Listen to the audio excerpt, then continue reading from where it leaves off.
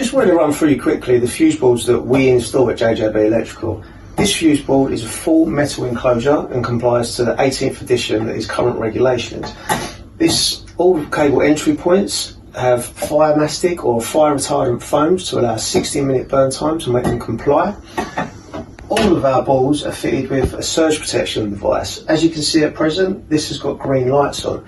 If there was to be a power surge in your home, this would take the main brunt and this would go red. This would protect all of your electrical devices within your home, but most importantly, protects you as well.